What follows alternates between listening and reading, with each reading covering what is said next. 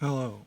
So I did a live stream a few weeks ago where I set out to do an impossible task, which was run down all of the modules in ZOIA except for the effects pedals, the effects modules.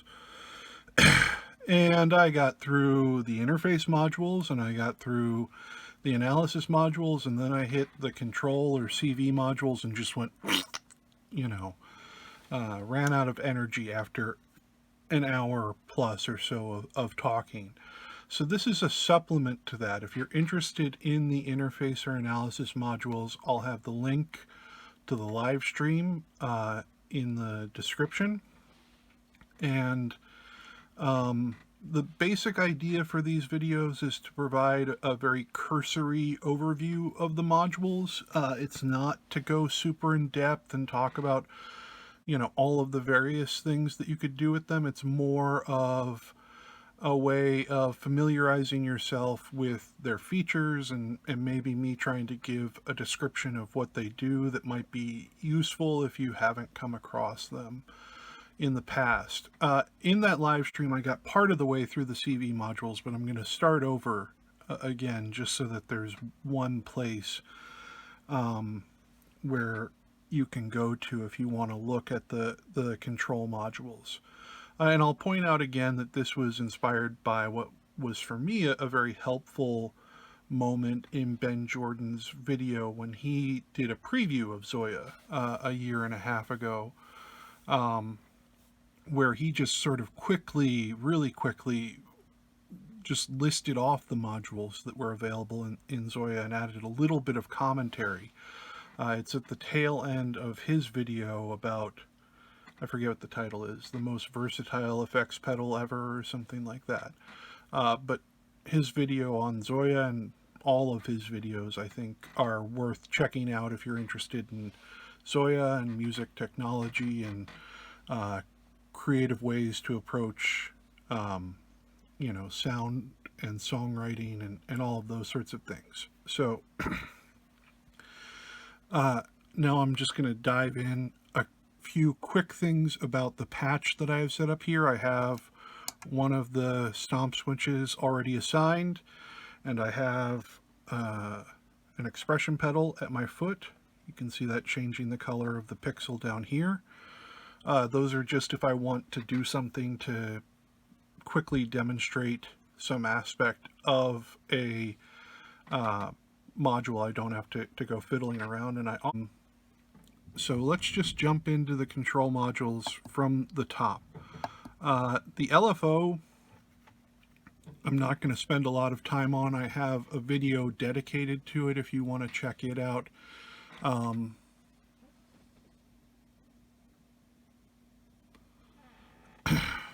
So one thing to keep in mind is that there are a few different waveform options, and some people have said, well, it doesn't have X, Y, and Z waveforms. I'll say that if you start playing around with combining LFOs with other CV modifiers, like the steps module if you want a stepped output, or multipliers if you want to change the curves of the LFOs, you can get an awful lot of LFO shapes from ZOIA. There's a swing control, and the swing control is a little peculiar. For the square wave, it controls the pulse width, which is how much of the square wave is high and how much of it is low, or at 1 or 0. For all the other waves, it controls asymmetry to a point, and then it starts distorting the waves in some pretty unconventional ways. So you can get some really out-of-the-box LFO shapes from that control.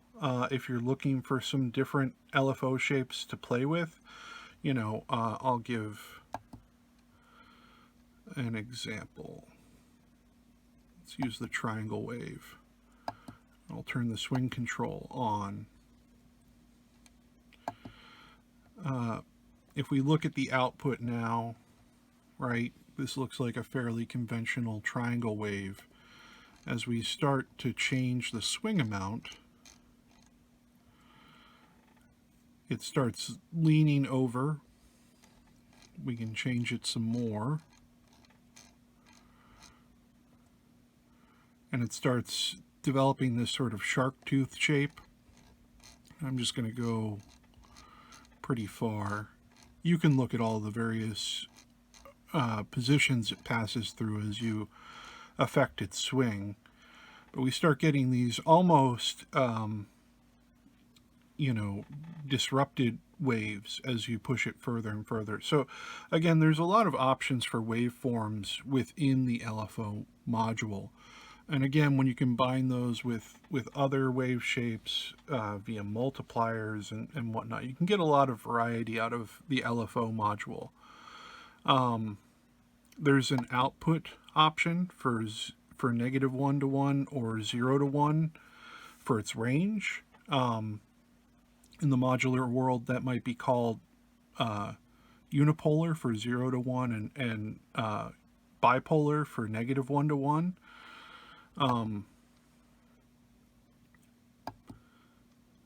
There are different ways to control its speed. There's CV, and this is the default of the patch.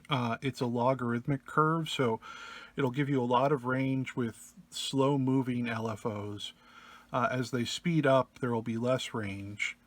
And I say that because there's also a linear CV control, which will have an even distribution of speed increases across the range. And I've talked a little bit more about that in a video exploring the 1.13 firmware. You can also set it to tap, and tap is a universal term used in ZOIA. It can be used for MIDI clock or for timing from another LFO or from a sequencer or something like that. Tap just means that the rate is set by some incoming beat rather than by a specific value.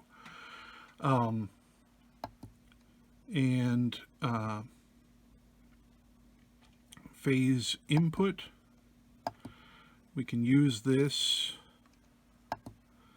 to change the phase of the LFO or the start position. So if you wanted to have, like, there are LFOs that are used in quadrature, which are just LFOs that are out of phase with one another. So you could have, for instance, the left channel going up while the right channel is going down.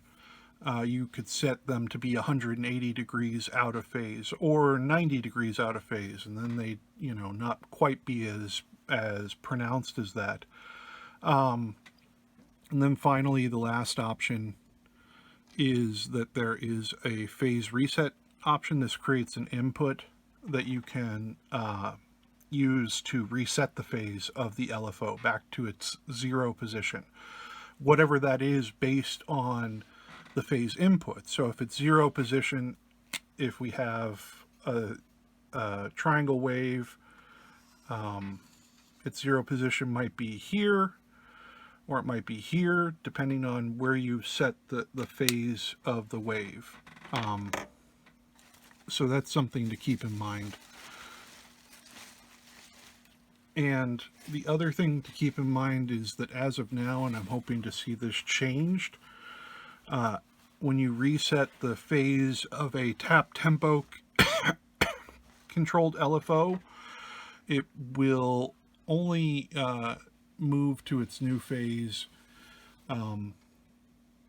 while it is before it receives its next tap. So it'll start to reset, and then it'll go back to the phase position that it is defaulted to based on when it receives the next tap.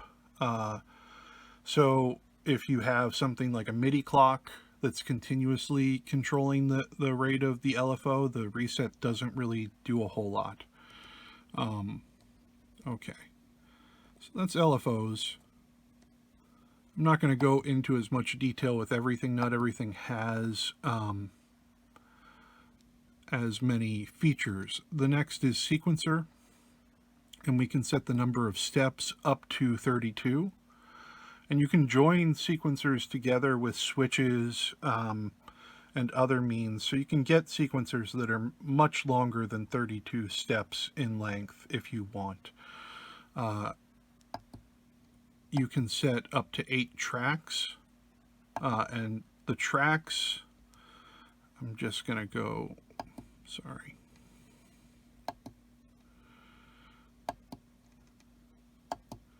So I've got a 1-step sequence. The gate goes in here. And a thing to keep in mind about the sequencer that's useful, really useful, is that its position is not tap tempo. A lot of people will use you know, like you might use a tap tempo LFO to control it. And then the output of that LFO would steadily advance the sequencer. But the sequencer itself only moves when you receive a new gate. And a gate is a rising CV signal. So you can have really arrhythmic sources move your sequencer. It won't just conform to a specific rate because it expects something like that, and it won't start moving on its own. It waits for that next signal to come in to trigger it, which again is sort of any rising CV that it detects at this input.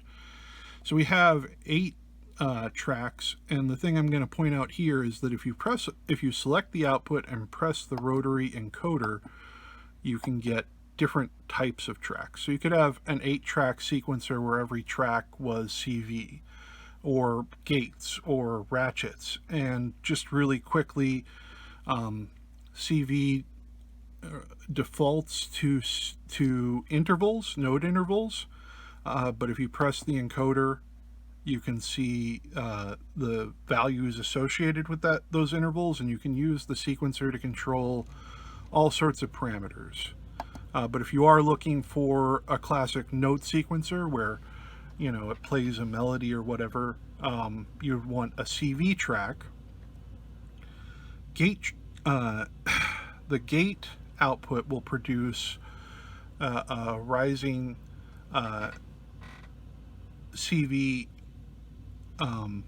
every time a gate is received at the input and there is a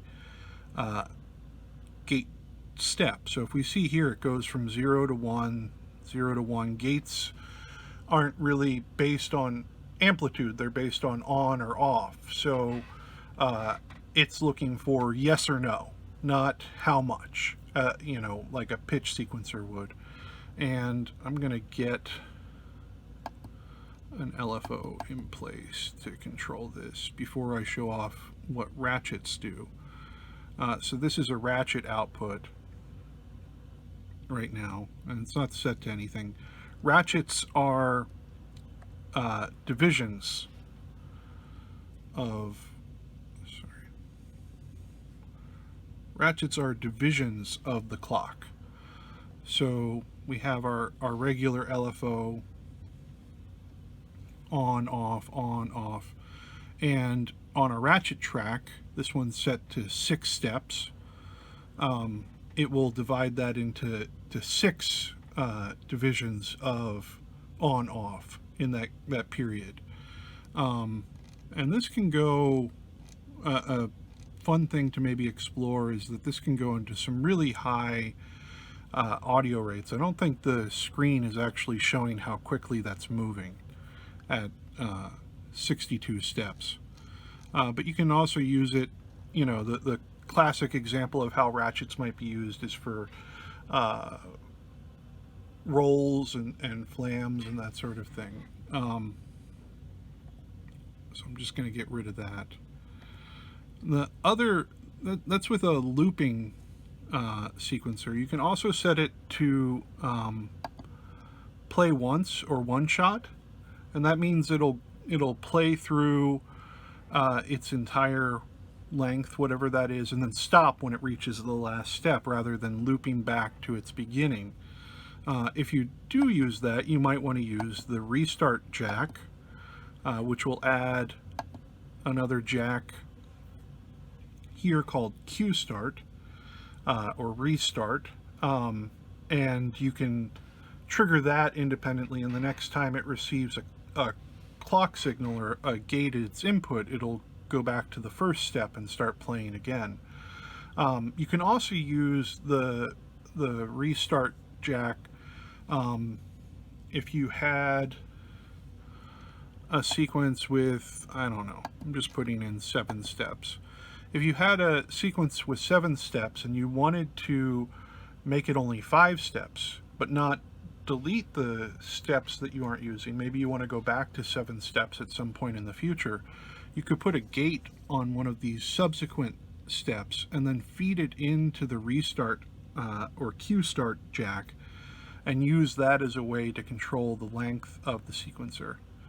Now there's a lot more to say about the sequencer. The one last thing I'll add is that the top layer, the top track, and here's one other thing to say, you can also change the color of a specific sequencer track by selecting its output and moving the encoder if you want. The top track can be a destination for CV. None of the other tracks can be. So that's something to keep in mind. I'm going to keep moving because I've spent now way too much time on just 2 modules.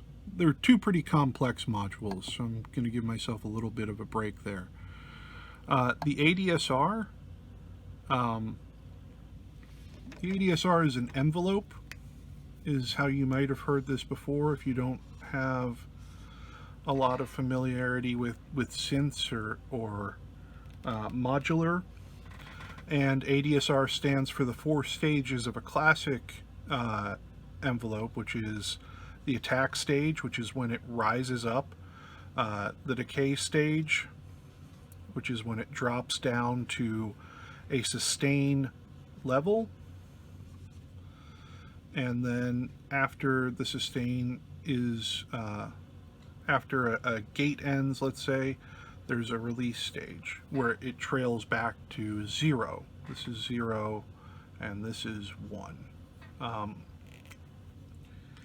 And there are a lot of different options for the ADSR. It can do shapes that are very different from the traditional ADSR. I use AHD envelopes, which are sort of trapezoidal in shape an awful lot. They're very useful for timing specific things, and in fact, I'd say one thing to keep in mind about the ADSR is that it's a really useful timing device that may not be part of the actual audio signal path, but you can use it to keep track of how long something happens by tying its output to a multiplier or something like that. There's a retrigger input, and that just means that if it receives a signal at this level, it might start doing this instead of continuing on its path, right? It might restart. I'm just making mountains. That's really what this is a picture of. There's an initial delay, so you can have it wait a period of time before it begins. And then I'll talk about 2 other features and then move on. One is immediate release, and I actually kind of flubbed this in the first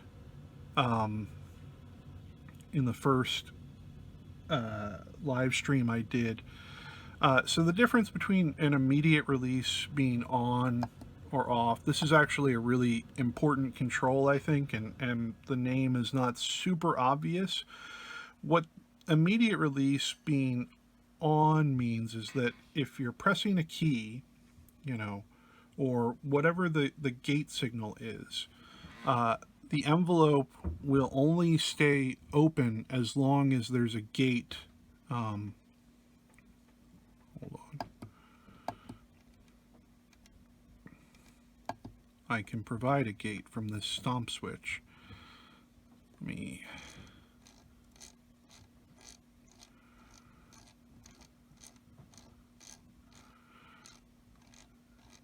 should have done the other thing I was going to do, which is change this to linear.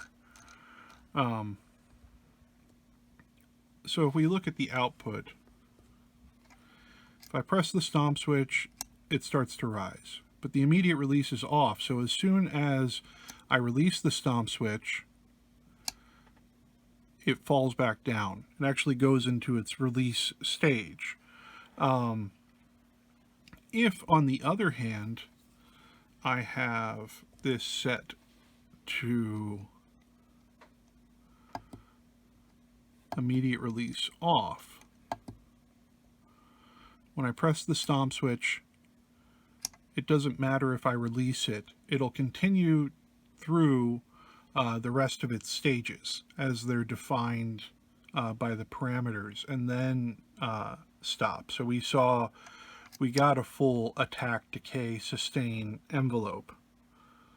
The other stages are just really short because they're set to the default, whereas I expanded the attack phase. The other thing to keep in mind is that the time scale can be set to linear, which I find really useful.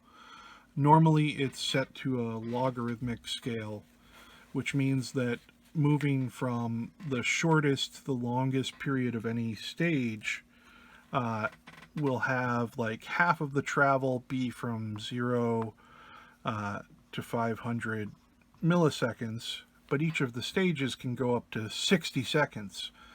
So particularly when you're, for instance, making like a polysynth or something like that, and you have to control all of the envelopes with one knob rather than going and programming each of them, which would be very tedious. It makes it really hard to tell how changing that parameter is going to affect it. With linear, the span is broken up evenly, right? So we're at 45. We started out at 45 seconds. That would be equivalent, since the total amount of time is 60 seconds, to a CV value of 0.75 or 3/4. So the linear makes it really easy to tell, for me, how quickly or how much a change to any of the stages will affect the total outcome of the envelope. And there are a bunch of other uses for linear CV with the envelope. Again, I've explored that some more in a video on the 1.13 firmware where that was introduced, so I'd say check that out. The final thing is that envelopes can be looped with a comparator. And I should not have switched this to linear. And we'll get to comparators more in a minute, or an hour, I guess it seems like. But if you put the output of the, just switch this back to linear, or to exponential.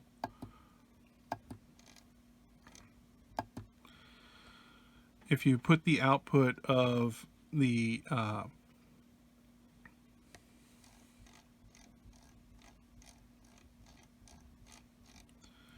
envelope into the negative input of a comparator, it'll start to loop. You need to make sure the sustain stage, if it's set to immediate release off or immediate release on, is disabled, because otherwise it'll just hold at the sustain stage. So we can create our own LFOs this way and do some interesting things.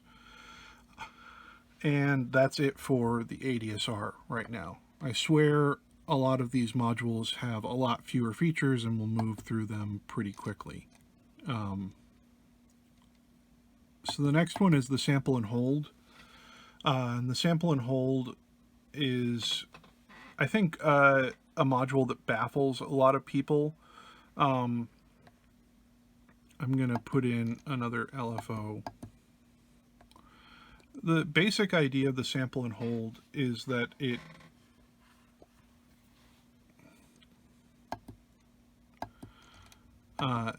samples its input. You know, it sort of, whatever's at its input at the time that it's triggered, I'm going to connect my stomp switch here so I can trigger it, will be held at its output indefinitely.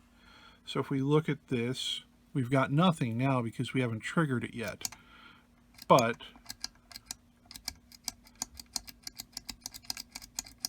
if I trigger this fast enough, we'll start to sort of see the shape of a sine wave again. I can't trigger it fast enough.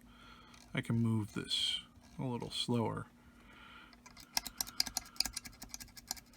Because what it's doing is that each time I press the stomp switch, it's being triggered and being told to find out basically what's at its input.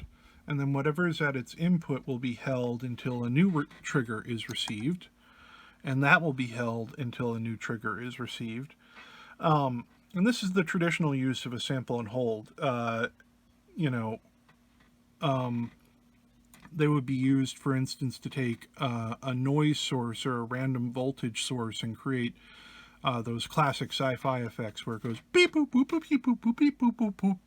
That would be the output of a sample and hold, and the beeps would be generated by just random flutterings of noise, and the instead of getting noise, it would be clocked at a certain amount and generate those, you know, just sort of moving all around tonalities. So that's one use of a sample and hold. There are a lot of uses. Sample and holds can be chained. And this can be used to create a sort of memory for the patch. So I'm going to use the expression pedal now. And I can sample its input, right? And then I can, what we have here is the output of the sine that's still in the memory it got from here. And I can move the expression pedal, and this is the expression pedal output I just sampled, and this is the last value from the last time I sampled. And you can keep chaining them. This is really useful for creating things called shift registers. There's one other major use of, let me set this lower. There's one other major use of sample and holds, which is that they can be used as sort of counters. So I'm going to set a little bit of value here. And how you do that is by chaining the output to the input. So it'll keep adding whatever's at its input to the output.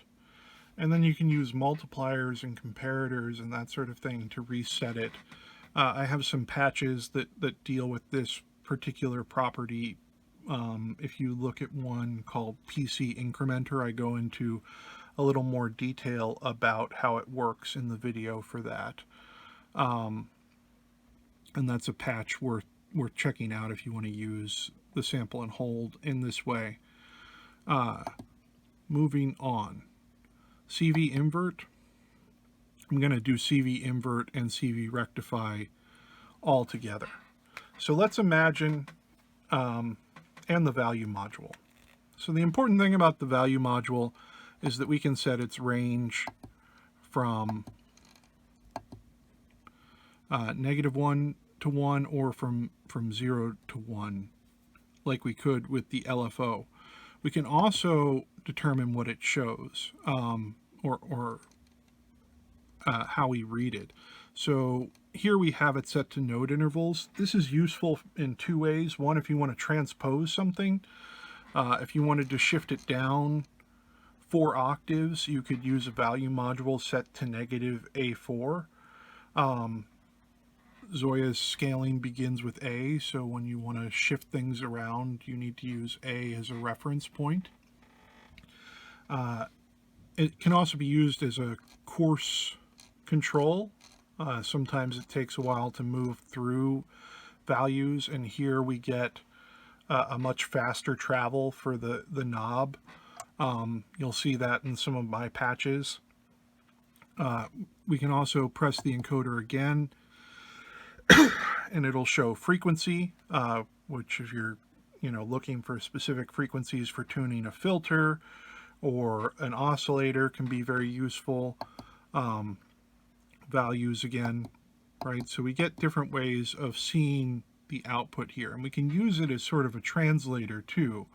If you wanted to program in a specific interval into, say, a pitch shifter, using CV, you could switch back and forth between the outputs. And there are other uses for the value module. I have videos about all three of these modules, so I'm going to be quick about it. So let's say that this is 1 and this is -1. If I have a value module that I control and send from 1 to -1, the CV invert would take this number and multiply it by -1. So where it was 1, it would be -1. And when it traveled across the 0 line, it would move into the positive realm, because -1 times -1 is 1. The signs cancel out. The CV rectify, on the other hand, would mirror this part of the travel, but when it hit the 0 line and started going negative, it would bounce back up. So basically the CV rectify is sort of like a special case of the CV invert, you might think of it. It won't tolerate negative numbers. So whenever something starts going negative, it will multiply the output by -1 to create a positive value.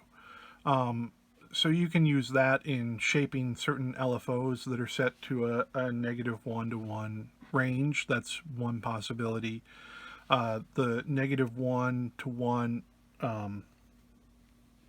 or the CV invert is really useful for inverting different values, and I'll show one trick.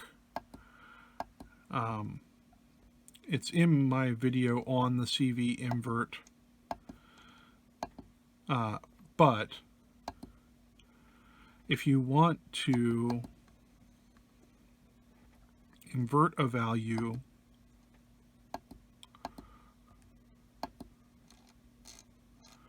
instead of between 1 and -1, but rather between 0 and 1, you can send the output of the value into a CV invert, and then send the output of the CV invert into a value module that is biased to 1 already.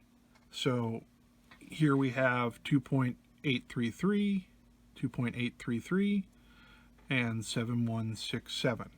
And as we adjust this, this will equally be adjusted. So it's basically taking the same principle, right, that's being used here, and adding 1 to its output, which raises this pink line here to this range. And so, that's a really useful thing that a lot of people, I think, try to figure out early on. I learned it from, I'm going to mess up his name, Simone. I'm not even going to try his last name, but Simone, who, has done a lot of great patches, and I try to tell people whenever I can. So that's the value module, the CV rectify and the CV invert.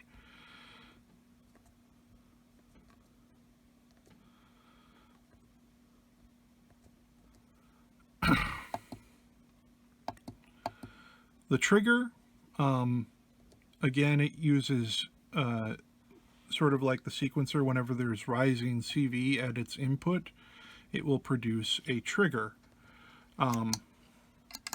If you look at the screen here, I'm pressing the stomp switch, and I can hold down the stomp switch. I'm only going to get the trigger right when the stomp switch affects the trigger input. Now, I'll say I don't really care for the trigger in ZOIA because it's modeled after analog triggers, and I don't think it should be. If you look here, you can see this sort of trailing edge where it's sort of slewed or shaped or curved, whatever word you're most familiar with. That actually makes it really slow in the world of ZOIA, because if you can see it, that means it's taking several milliseconds to occur. And that can cause problems if you have a trigger that is going into a switch, for instance, to change a channel. There are a bunch of different sort of higher order issues that you run into with the trigger output. And the trigger output is the same for the trigger output of the rhythm module and of the onset detector. So all three of them have this particular problem. I will often use a comparator to clean up that signal, which will just take that slewed edge and turn it into a square wave. Or in places where I would use a trigger, I might instead use one of those AHD envelopes that I talked about, where the attack and decay stages are set to their minimum, and the hold stage is set to something like 2 milliseconds. So you don't need a long time for ZOIA to register that something has occurred. So I don't love the trigger module, but that's what it does. You might find uses for it that I have not been able to find, but I try to avoid it as much as possible. The flip-flop. Okay, so the flip-flop is a type of switch. So here I'm using it. This is a momentary stomp switch, and every other time I press, it goes through its cycle, right? It goes from on to off, on to off. We can use it with an LFO as a sort of clock divider. So every time this LFO goes high, it goes from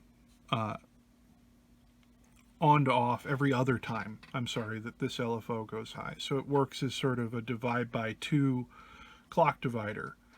Flip-flops are really useful for all sorts of things because they're really simple, right? And because until they receive another signal at their input, they'll stay in whatever state they're at. But probably the simplest use for them right out of the box is as a clock divider, or for, as I showed here, making a momentary switch latching, which can be useful depending on in a variety of situations. If you wanted to use a switch to do a couple of different things at once, for instance. There are, again, a lot of uses for the flip-flop, but they're all pretty fiddly things that come into play when you start working with, say, logic gates. So I'm going to ignore them for now.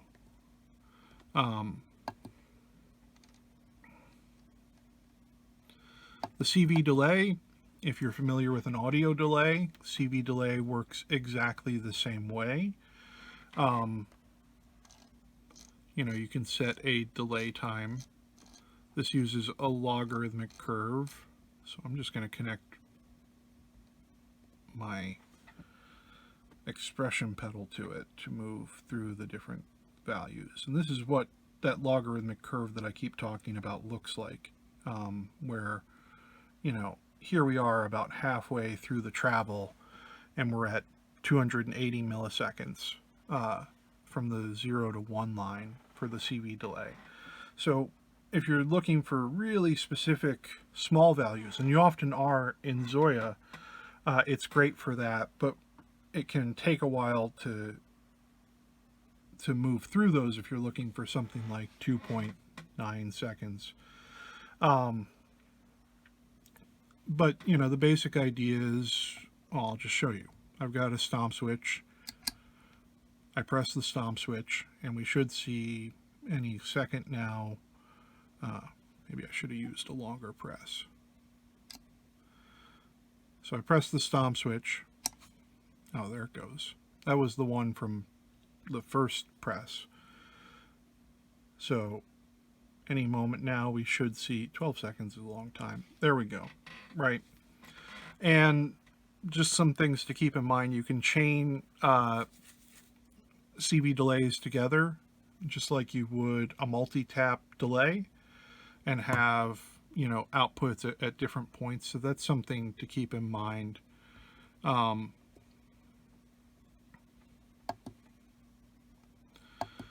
The CV loop works kind of exactly. All right. Actually, let's not use this.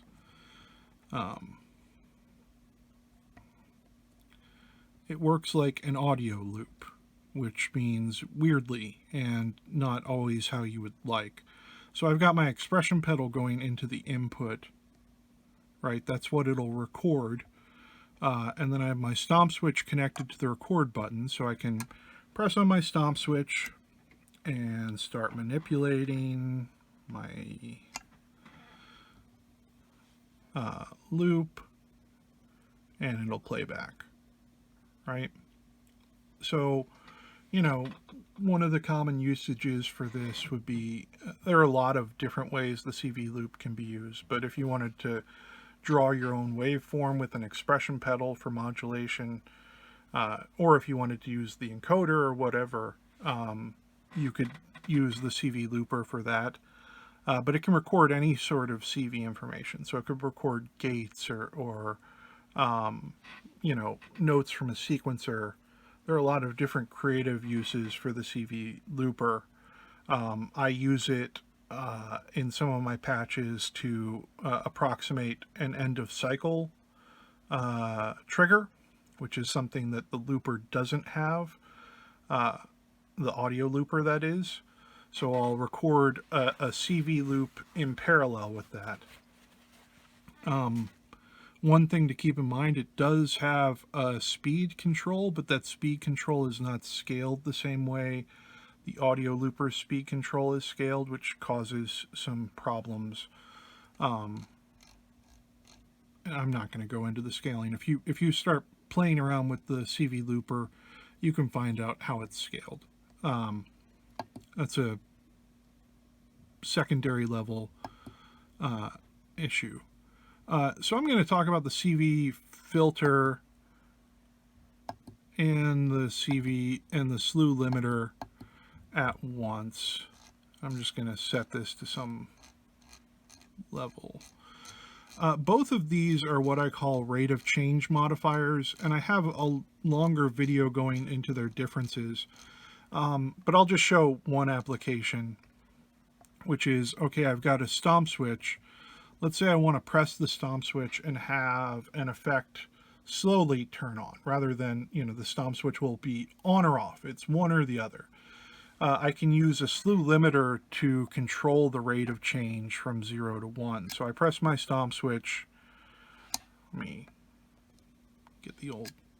I press my stomp switch, and rather than jumping from 0 to 1, we see that it slowly moves from 0 to 1.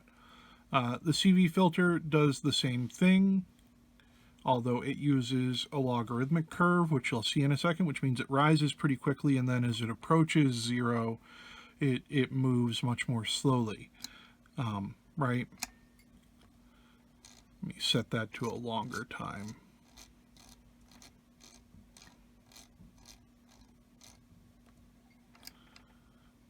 Right, so you can get different types of swelling effects out of that. There are several other uses for these controls. The CV filter in particular can be used as a filter for CV. It's a first order low pass filter. So you can use that to reshape different signals. And when I say that, I mean it works like an audio filter in that it'll filter out higher CV values, or it can be used to filter out higher CV values.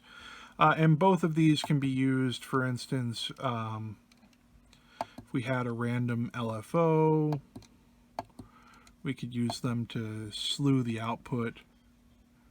Let me turn down the time on this. Right, so we've got a random LFO, and as it moves from different values to different values, instead of just jumping from one to the other, we're getting these tiered, sort of curved results. Same thing with the CV filter, but they'll be more logarithmic shaped. So that's another use. You can use it to slow down anything, really.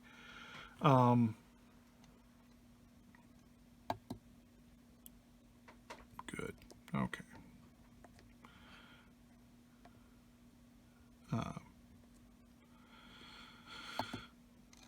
So the next item is a clock divider.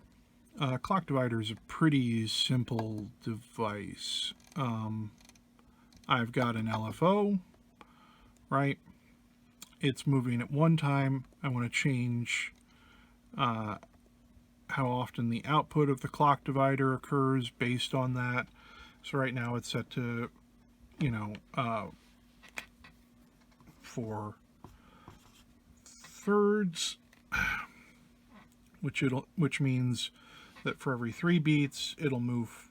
The output of the clock divider will go high 4 times.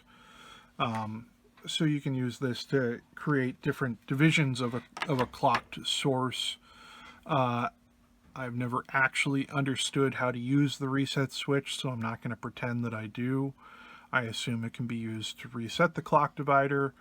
I generally find that if I want to reset the clock divider, I just send it a new clock, so I don't spend a lot of time on that particular facet. But the new clock dividers, if you haven't used them, that were implemented in versionware 1.13, are a lot more stable than past clock dividers were. They also changed the way that clock dividers work. So in the past, if you wanted to have these sorts of divisions, right, 12 over 15 or whatever, you'd have to use 2 clock dividers, because the old clock dividers could only be a multiplier or a divider. We put the dividend and the divisor in the same unit, so that you can really dial in those different more exotic clock divisions much faster. So that's clock divider, and you can employ this in a bunch of other ways. For one, it becomes a square wave LFO. You know, so you could use that to control something else. You can also set its output from -1 to 1 to 0 to 1, which can be used in different logic applications for creating evolving patterns and that sort of thing. The last thing I'll show you is that you can also set its input with CV. Maybe that has to be selected. Yeah. So you don't even need something being tapped in. You can dial in a frequency or use an external source to send a speed to the clock divider, and then it'll create a division from that. So that's the clock divider. I'm going to take a break right now, and we'll pick this up in a little bit. The next module on our list is a comparator. And a way to think about the comparator is like a balance. All right. put a witch on one end and a duck on the other and figure out which one weighs more. The way that a comparator works is that it takes two inputs,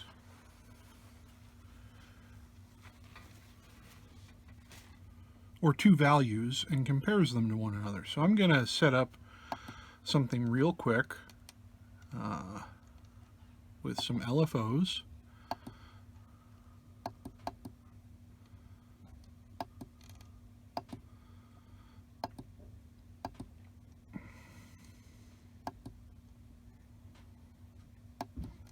I just have two triangle LFOs.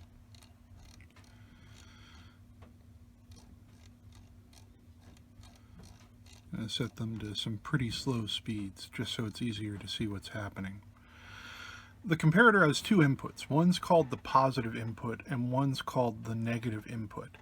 But we might think of them as the greater than input and the lesser than input.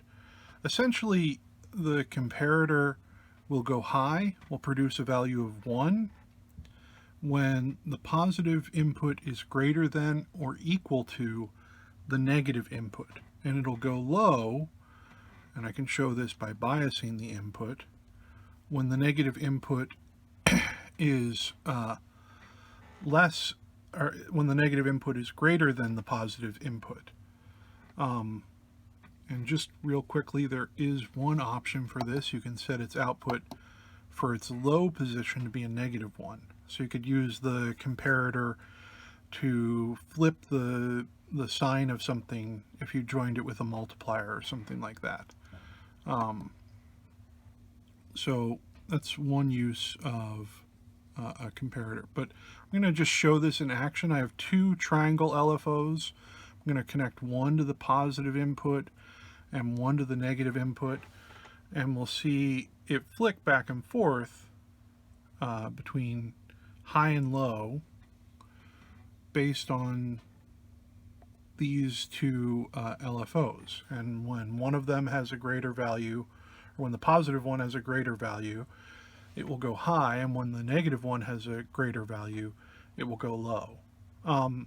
So, you know, another way to use comparators would just, you know, here we have some randomly, you know, timed LFOs, and we could make those LFOs more complex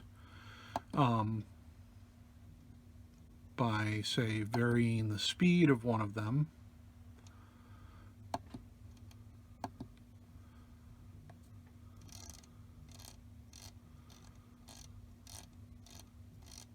I'm going to attenuate this connection. I connected a ramp LFO to the output of the first LFO. I'm going to slow it down a lot. The ramp will cause that LFO to go faster and faster and faster, and then back to slow as it goes higher and higher. So you can get pretty interesting rhythms with some pretty simple sources just using the comparator and some, you know, asynchronous sources to produce, you know, in this case, gates. You could send that to a sequencer, and the sequencer would, you know, stop and start and stop and start in some pretty unpredictable manners. Or you could send that to a random value if you wanted to have random values that weren't, you know, timed to a specific tempo. Or one of these could be the specific tempo, and the other one could just be, you know, randomly determined. Or it could be a division of that tempo. There are a lot of different options for using a comparator as a way to generate, you know, some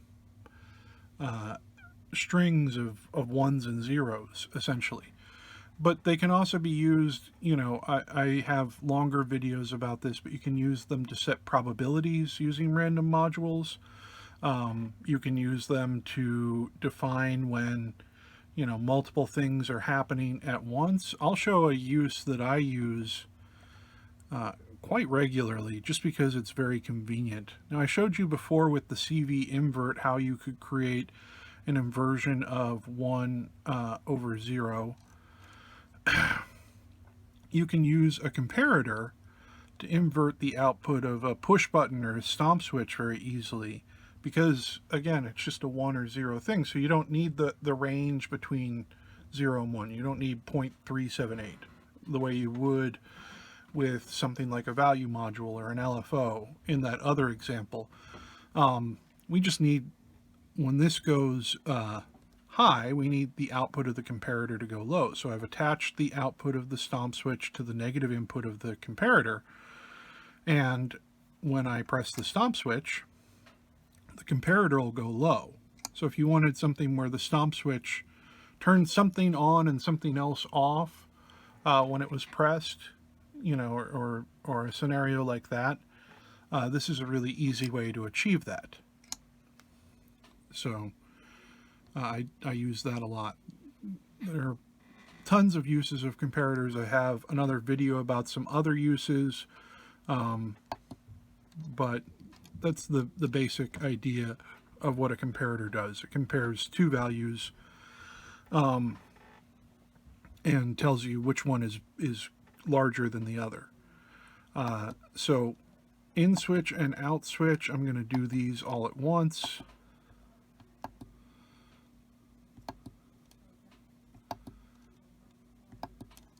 They're pretty straightforward. With an in switch, we can put different things in each of the inputs,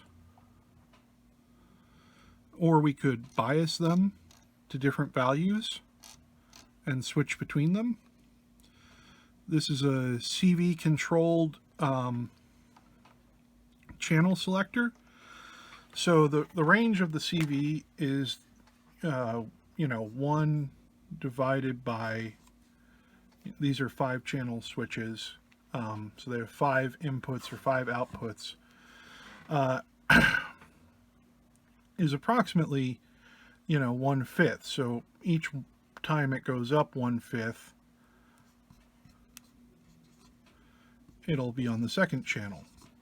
But because it starts at 0, I find it easier to, and more exact, to land in between those thresholds, because 1/5 is right at the threshold, and maybe on channel 1 or 2, depending on some very minor elements. So I find it better to do 1 over the number of channels minus 1, because we're going to begin with a CV value of 0. 0 is always going to be channel 1.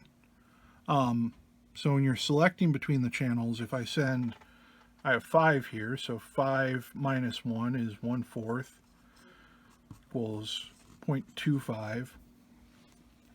If I used a sequencer, for instance, to select between the channels with values of 0, 0.25, 0.5, 0.75, and 1, I could move, through all of these channels. And if we looked at the CV value of, channel 3, which would be 0.5, it's right at 0.5 when it moves through these different selections, even though the range is somewhat different from that. So you can use an in switch. You might think of it as like a preset switch, or a way to switch between different modulations or whatever that control a destination. The out switch is sort of the inverse. It takes a single output, and I'll connect my expression pedal, and I could use this out switch to send the expression pedal to 5 different outputs depending on what channel this was set to. Now, one thing to keep in mind is that any of these could be attenuated, right? They don't all have to be the same strength from the outputs to wherever they're going. You could send them through CV inverts if you wanted them to behave negatively at some outputs and positively at others. And again, as is always the case in ZOIA, one output could go to 8 different destinations, and one input could come from 8 different sources on the in switch. So there's a lot of versatility with the in switches and the out switches for routing your different effects in, or your different modulations, or whatever you're trying to do to different destinations, or choose between different options. And there are a bunch of other ways you can use them as well. I'm going to stick with that for now. The Quantizer. So I just did a video, I don't know, a month ago or so about creating generative music. And one of the ways to do that is with the Quantizer, because what the Quantizer does is that it snaps a CV value to the nearest note interval. So I'm going to demonstrate that real quick just with an LFO.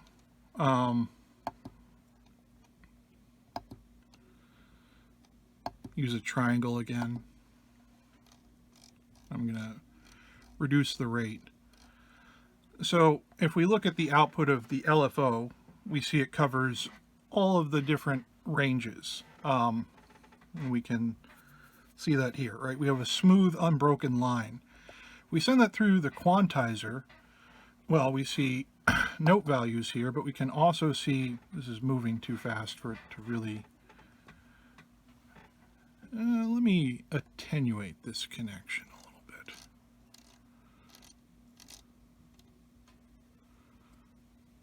That doesn't help at all. I need to slow it down. This is maybe a bad way to show this off. We start seeing steps here. If I slow it down even more, those steps will become more pronounced. And it's moving from A to B to C, rather than all of the values in between here. So instead of something continuous, it produces a discrete output, and that discrete output is tied to note values in ZOIA, right? So a Quantizer will snap any modulation source to the nearest note value. So, if you wanted to use a random module that's spitting out all sorts of different random values to create a generative patch where, the melody was sort of randomly generated, you could send it to a Quantizer, and the Quantizer would take those random values and assign them to pitches, essentially, the nearest pitch to whatever that random value was. And we can also go in, and we have this option for scale and key jacks. The key will change whatever key we're in. Right now we're in chromatic, so that doesn't really change anything. But we also have options for major, natural minor, harmonic minor, and melodic minor. So there aren't a ton of options with the Quantizer module. I know this is something other people would like to see developed more. I'm in that group as well. But you can use them to create, scaled outputs in a specific key as well, and limit the output of your random source, or your periodic source like an LFO. So that's the Quantizer. Just one other thing to say is if you wanted to use that as a way of adding steps to a waveform, it's one possibility, but I'm going to show you another one. I think it should be the next module if things make sense, but it's probably not. Oh, good, it is. So steps is another type of Quantizer. It's not labeled that way, but that's what it is. Steps will take, again, a continuous value. We've got our triangle wave, and it'll cut that continuous value into steps. Now, it's different from the Quantizer in that the steps are not related to note intervals. Instead, they're divisions of 1 to 0. So if we put our triangle wave LFO, I'm going to speed this up again because it should be more apparent with this module. If we look at the output, right now there's only 2 steps selected. So what we get is we can take our triangle module and make it into a square wave, because a square wave only has 2 steps, 0 and 1. If we add 3 steps,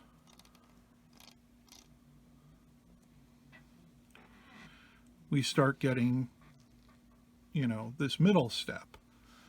And we can keep adding steps, and we start getting a stepped staircase sort of shape for the LFO. In a certain way, we can think of this as reducing the resolution of the LFO, right? Instead of it being continuous, it becomes stepped in this way, which also means that as we keep going, actually, I'm going to just use the expression pedal for this. As we keep going, our output becomes much closer to continuous. I don't know if you can see that on the screen. I can. There's still little jagged steps. We're at 47 steps. Let's see what happens when we max this out. When we max it out, it looks pretty much like a normal LFO. There's still a few places where you can sort of see discontinuities. But that's at 64 steps. So, the steps module and the quantizer operate on very similar principles. They just produce different outputs.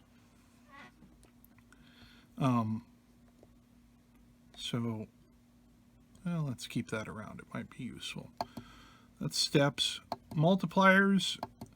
I have a whole video on multipliers. Multipliers are probably the most useful module or versatile module in all of ZOIA. And so I'd really recommend, if you want to learn a lot more about multipliers, to check that out. But I'll talk about 2 of the ways that multipliers can work.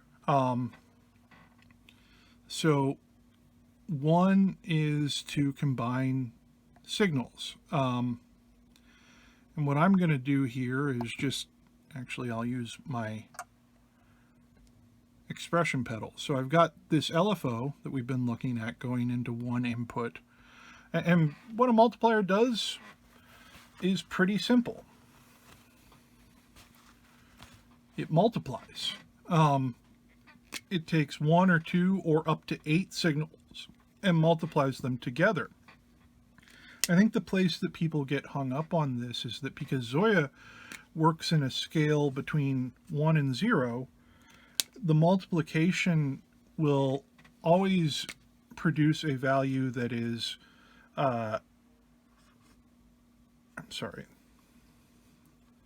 the output of the multiplier will always be less than or equal to the inputs. Because when you multiply fractions or percentages by one another, the output is smaller than the original, right? We don't have any whole numbers to increase this. There are some ways to work around that if you want to use like 2 outputs from the multiplier. Like, this would be a place where you could, for instance, use an out switch and take the multiplier's output and send it through a number of value modules, each of which were then connected to the destination. Or we could amplify the connection of the multiplier to something else when we make a connection, right? So we could increase the number that way, but the actual output of the multiplier here at its output will always be at most equal to its inputs. So right now we have our expression pedal at nearly 1. It might just be where it's maxing out right now. And that's going to define the output of the multiplier. But that means we can use multipliers in the same way we could use VCAs to control the loudness of something, of a connection between two modules. We can use a multiplier in this same way to control the amplitude of a control voltage signal. So we have our LFO, and right now, I know this isn't 1, but let's say it's essentially 1. We have our LFO, and 1 times the LFO is going to equal this. But, and we can see, you know, if we look at the output, right, it pretty much looks like an LFO moving between 0 and 1. If I adjust the expression pedal to about 1/2 using an expression pedal, it gets compressed, right? So the LFO still takes the same amount of time to cycle, but the point that it rises to is much lower. So if we have 1/2 or 0.5 times our triangle up here, we end up with this compressed triangle. And when we think about that being applied to a filter or you know, a chorus pedal or a chorus module or whatever, this is essentially the way that a depth control works, right? It moderates the intensity of a wave. Okay, so that's one use of the multiplier. And again, I deleted the wrong thing. I want to bring that LFO back.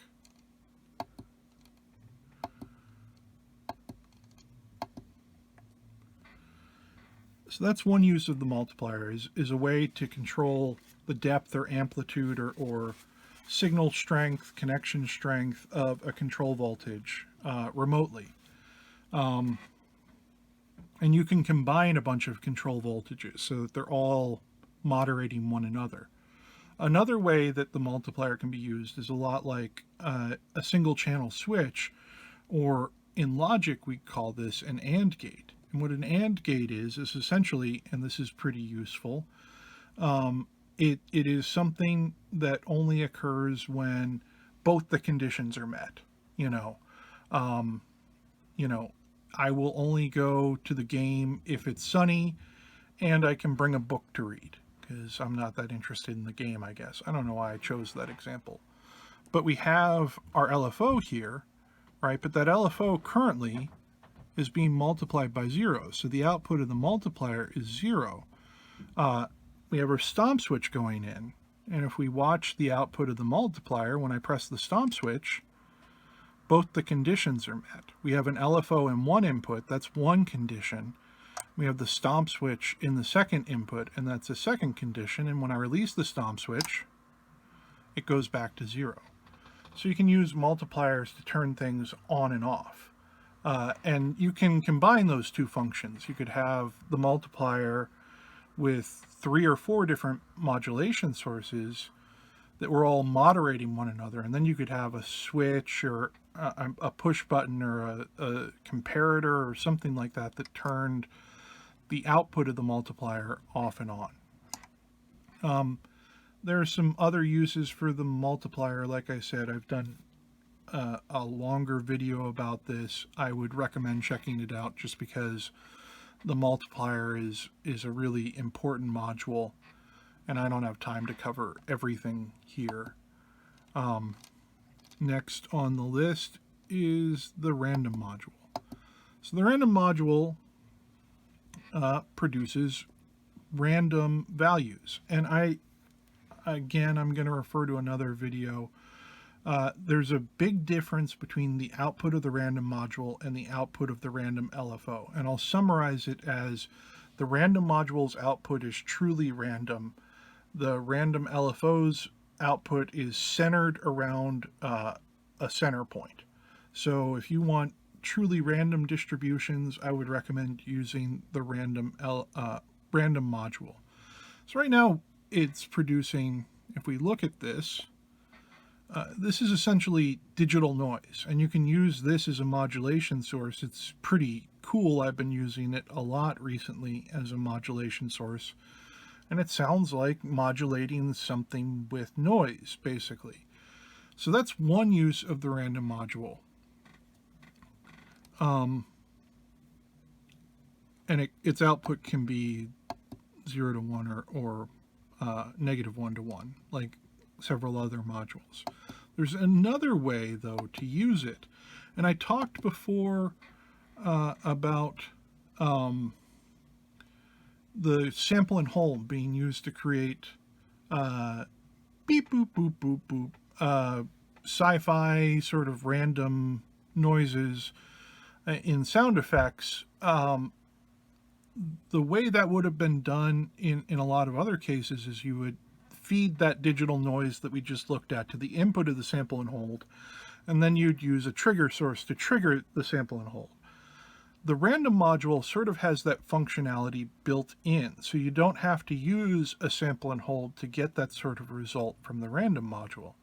You can have a trigger come in, and every time the trigger comes in, the random module will produce a new value. So I'm going to use the same LFO that we've been using for a while now. And if we look at the output, every time the LFO cycles, the random module produces a different value. We can speed that up. So this is pretty useful if you want to have something in a patch change, every time a sequencer runs. For instance, you could put a gate on the first step and send that gate to the random module, and it would change the filter frequency or something.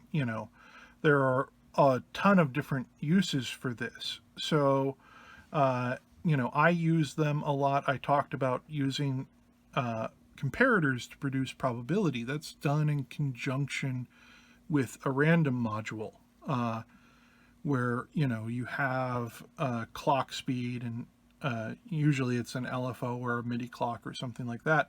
And every time it cycles, the random module produces a random value, and if that random value is higher than the value on the comparator that's controlled by some other means, then the comparator will change states. And that's how you can produce probability in ZOIA.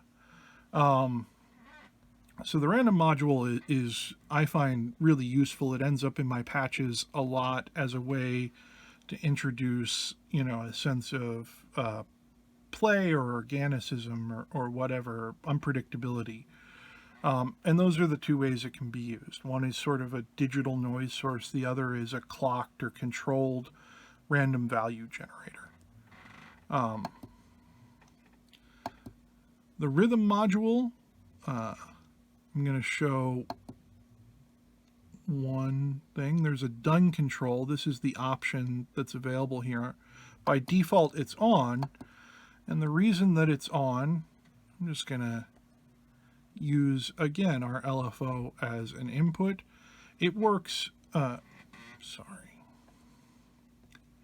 It works a lot like the CV looper, but it's more limited in some ways. So we have our rhythm in, and we can record and play, and then we have a done trigger. So I'm going to record this LFO for a little bit, and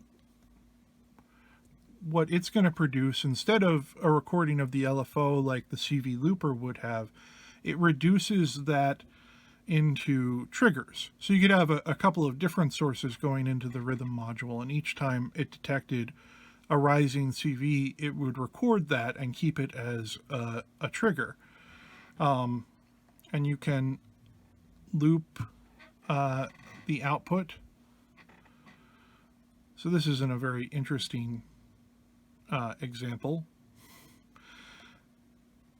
What if instead I'm going to use a push button.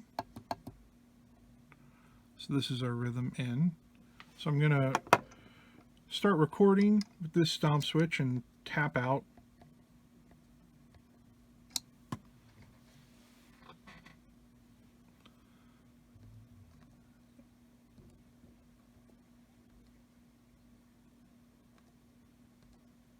And I don't know what happened there.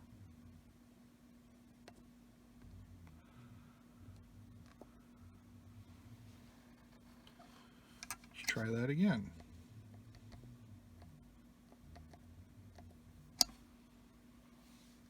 There we go.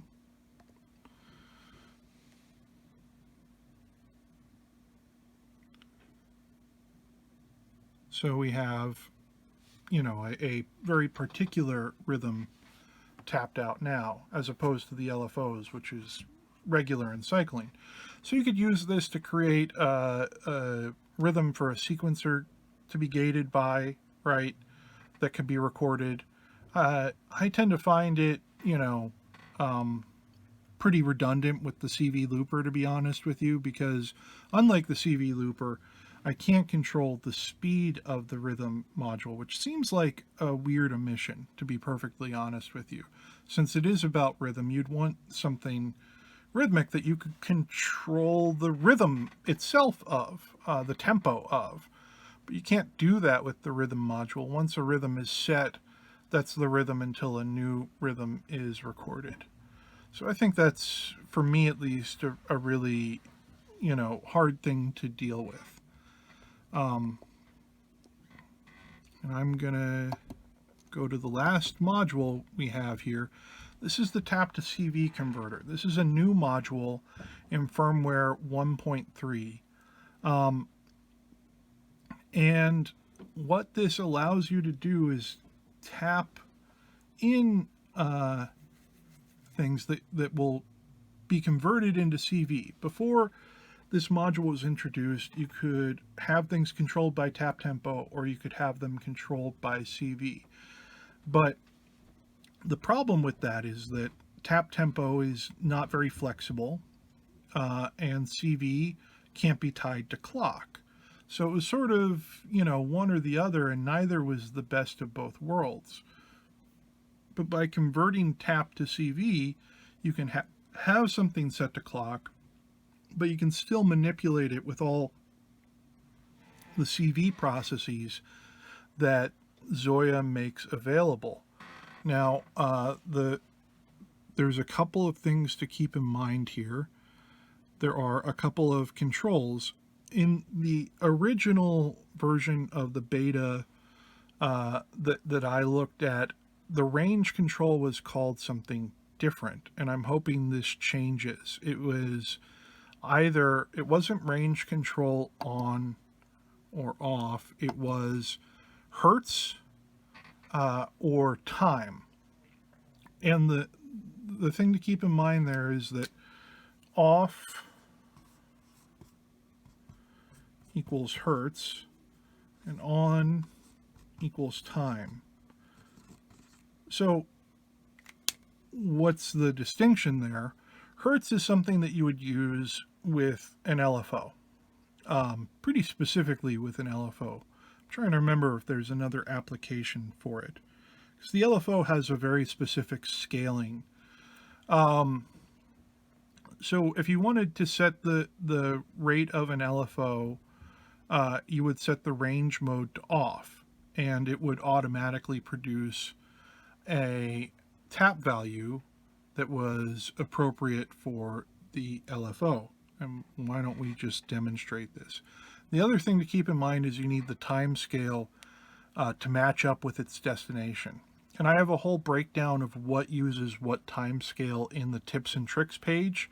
I'm not going to go through everything here, but some destinations use a linear time scale, and some use an exponential time scale. That's the other option. By default, the LFO uses an exponential timescale. And they need to be set correctly. So I'm going to show this example of an LFO. And I set it to exponential. So the first thing we need to do, I'm going to actually show two LFOs, is set the LFO's CV control to 0, because we want the tapped tempo to control it. And if there's already a value in there, it'll be added to that, which will distort the figure. And I'm going to show an LFO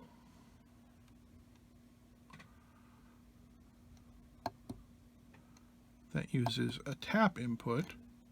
So I'm going to connect my stomp switch to the output of the tap to CV converter. I'm also going to connect it to the input of this tap tempo controlled LFO. Right now this is set at 1, so it's going nuts. But when I tap this, oh, right, it's a stomp switch.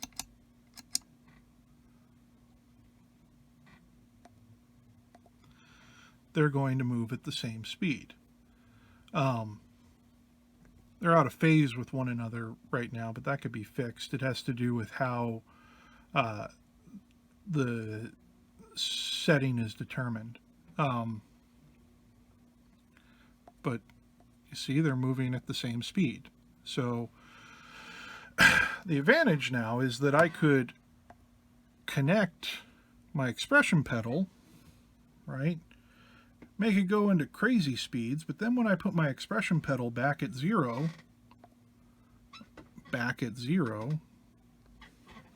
oh, there's something under the edge.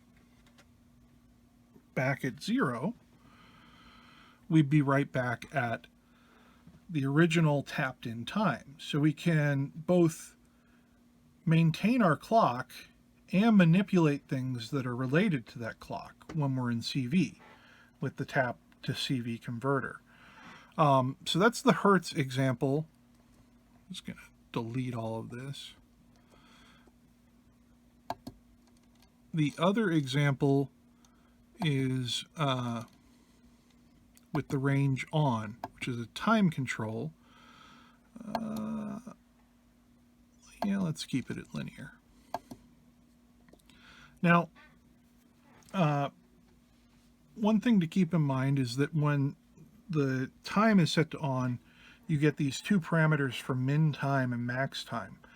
And this is not where what you would prefer the minimum time or maximum time come into play. They're the minimum time or maximum time of those modules. So for instance, you know, if you are trying to control a delay line that's set to 16 seconds, the minimum time would stay at 0.02 milliseconds, because that's the slowest the delay lines can go, but the max time would have to come down to 16 seconds, because that's the range that you're working with. When you don't set those correctly, it won't be scaled appropriately. The output won't be scaled appropriately. So I'm just going to show a sort of different use of this. You know, obviously you can use it to set things like delay lines, but a less obvious use might be something like a CV delay, which we don't always think of as something that could be controlled by tap tempo, but because of this module, it can be. Because of this module, it can be.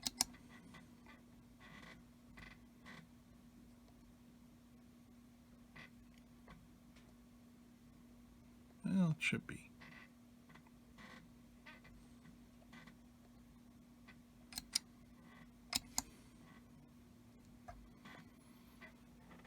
There's still some bugs going on here.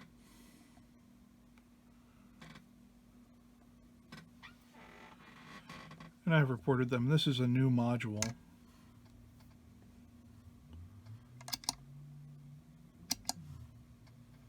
Obviously wasn't 1.3 milliseconds. So like I said, there's still some bugs being worked out. This works better. Oh, this is set to linear, not exponential. The delay, the CV delay uses an exponential scale. So we get much better results when we set it to the right scale.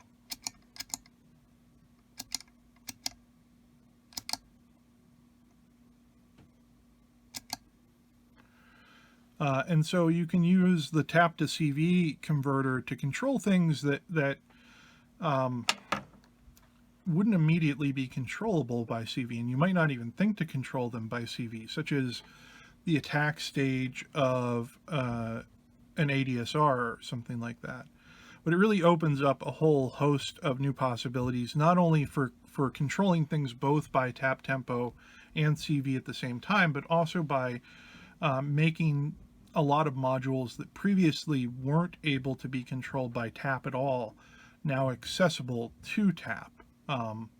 So, you know, it's a really useful module for sort of bridging two worlds of control that existed in ZOIA prior to 1.13. And I've talked to Colin, who developed this firmware, about changing the range control back so that it's a little bit more obvious. But this is a really useful module that can fix or solve a lot of problems that prior to this firmware were just unsolvable, because you could either have tap or you could have CV, and the two worlds didn't really mix at all. So that's the end of the CV or control modules in ZOIA. Now, I'm mostly looking at these in isolation. When you start mixing them all together, you can do a billion trillion other things. That number's probably pretty close to what you can do in ZOIA, like a billion trillion, because there are so many different options and so many different modules, and you can use them in collaboration with one another, and you can route them any which way you want. So, you know, keep that in mind. These are just the building blocks, but you can build really complex things once you start, you know, with this first step, and then you add a second step, and then you add a third step. Even though each of those steps might be simple, the amount of complexity that you can achieve with them grows sort of exponentially. So, you know, you can start out with just a couple of modules, and then you add a third module and a fourth module, and suddenly you have, you know, a device that uses, you know, all sorts of different modulation sources or logic or whatnot to do really fascinating things. You know, on the other hand, you can keep it simple and use all of these modules as sort of monads, isolated individual things. But it's useful to know what you need to reach for when you run into this problem. So I hope this overview helps with that. You know, again, there's nothing new here. You know, I'm not trying to break ground. I just, you know, the original idea for this series was sometimes it's useful to hear things. So there's the module index and the, you know, the tips and tricks page and a bunch of other resources. So, you know, keep that in mind. And, you know, there are other videos and whatnot. But the idea for this video, at least, was just to go through everything. And maybe be a resource for people who are starting out or just want some ideas for what to do with these modules or what they do. So that's it for control modules. In a couple of days, hopefully, I'll do audio modules, and then we'll be good. Thank you for listening, if you're still there, which I doubt many of you are. But have a good day.